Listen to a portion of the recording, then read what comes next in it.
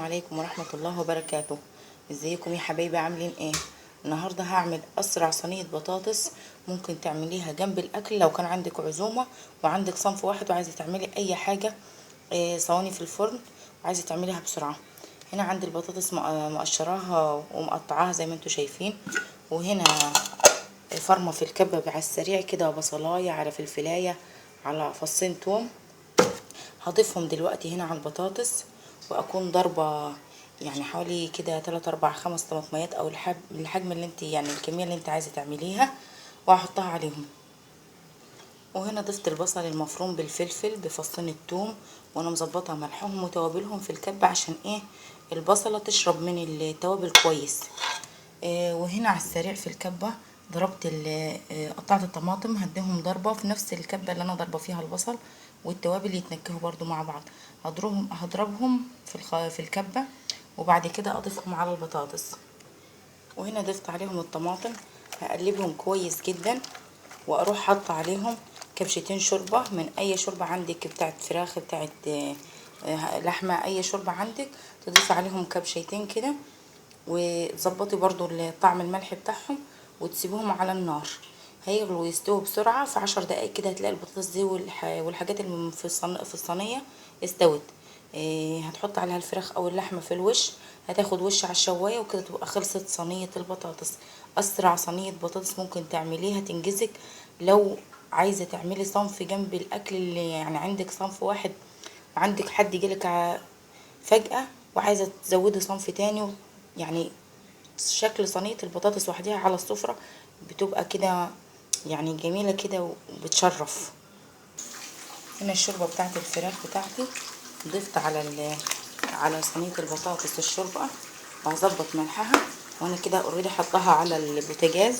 هسيبها تستوي مع نفسها خالص، وهجيب غطا يعني يكون قد الصينية دي واغطيها كده عشان تتكتم وتستوي بسرعة.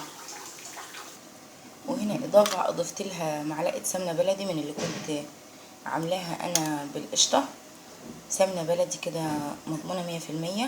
هقلبها كويس وهحطها على النار تغلي براحتها بالكتير او 10 دقايق، وبعد ما تكتميها بالغطا باي غطا حل عندك هتلاقيها استوت بقى زي الفل. هتحط عليها الفراخ من الوش وتديها وش في الفرن كده في الشوايه، هتبقى اسرع صينيه بطاطس واجمل صينيه بطاطس ممكن تاكليها. وهنا يا حبايبي شكل صينيه البطاطس بالفراخ، بصوا استوت هي خالص. هديها وش في الفرن.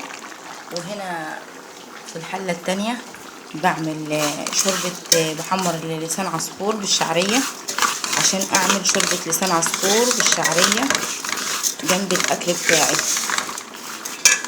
وكمان هنا في شوربه هعملها ملوخيه واخد منها لشوربه لسان العصفور. وهنا بعد ما حمرت الشعريه ولسان العصفور وخليتهم باللون الجميل ده، اضيف لهم اضافه بتفرق جامد جدا في شوربه لسان العصفور والشعريه، ربع معلقه توم مفروم. هشوحهم وبعد كده تستوي، شم ريحه التوم، وبعد كده انزل عليها بالشوربه. وهنا اضافه بسيطه انا بحب اضيفها لشوربه لسان العصفور والشعريه.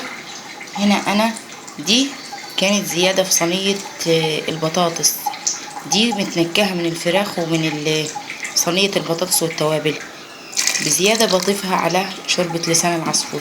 جربوها، يعني انا حبيت ما يكونش صينيه البطاطس من فيها سوائل كتير فخدت منها دي.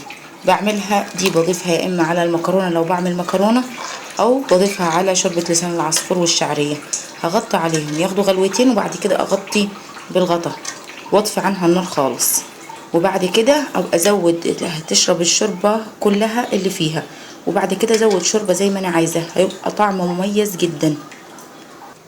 وهنا يا حبايبي انا بفرم الملوخيه الخضراء على الكبه برضو، بحط الملوخيه كده بالكميه اللي انا عاوزاها، وبحط عليها غرفه واحده شوربه، وبضربها على الكبه بنظام النبضات كده، يعني ضرب متقطع.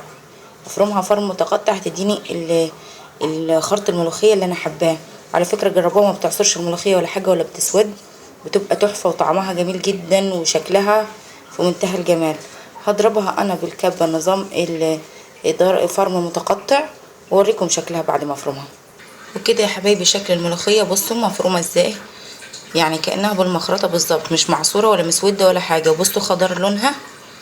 وكده هنزل بيها على الشوربه على طول، وبالمعلقه او بمضرب السلك، وبسرعه بسرعه بسرعه اقلبها عشان ما تكلكعش معايا، واشوف السمك اللي انا عايزاه. وكده اهو اسرع غدا ممكن تعمليه. وهي الملوخيه بصوا خضرها ولونها الجميل ازاي، الكبه ما عصرتهاش ولا عملتلهاش حاجه. بفضل اقلب. وحاطه هنا على العين الصغيره طشه التومه بمعلقه زيت زيتون تتشوح وترشها على طول. وهنا بصوا شوربه لسان العصفور شربت كل الشوربه اللي فيها. دلوقتي هنزل عليها بالشوربه، هزودها شوربه واظبط الملح بتاعها، وكده تكون جاهزه معانا. وده يا حبايبي الشكل النهائي للغدا او للعزومه او زي ما تسميها. صينيه البطاطس اللي ما خدتش وقت معانا خالص، حوالي 10 دقايق. والملوخيه الجميله جدا برضو اللي عملناها بالكبه، بصوا لونها وشكلها عامل ازاي، وطبعا طعمها خرافه. وشوربه لسان العصفور بالشعريه. وعندنا هنا هو فلفل انا سلقاه كده زي المخلل جنب الاكل، برضو شوربه لسان عصفور. وهنحلي بالبطيخ. كانت كده الغدا بتاعنا، والعيش الشمس الجميل بتاعنا اللي لا غنى عنه، اللي بنعمله دايما وبناكل بيه. وكده كان شكل الغدا بتاعي، يا رب كده يعجبكم. وعزومه غدا يعني بفرخه، وعملنا كل الاكل ده. وربنا بيبارك في اللقمه اللي تسمي فيها وتقولي اللهم بارك فيها من الاول. وده كان غدايا، يا رب يعجبكم. ما تنسوناش بقى في اللايك والشير والسبسكرايب. السلام عليكم ورحمه الله وبركاته.